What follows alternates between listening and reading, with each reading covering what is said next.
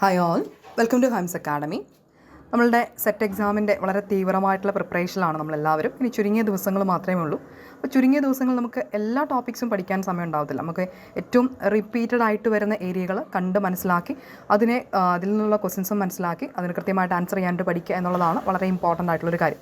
അപ്പോൾ നമ്മുടെ live section തീർച്ചയായിട്ടും അതിന് നിങ്ങളെ ഹെൽപ്പ് ചെയ്യും. നമ്മുടെ ഫസ്റ്റ് ലൈവ് സെക്ഷൻ വളരെ നല്ല രീതിയിൽ തന്നെ നമ്മൾ കംപ്ലീറ്റ് ചെയ്തു.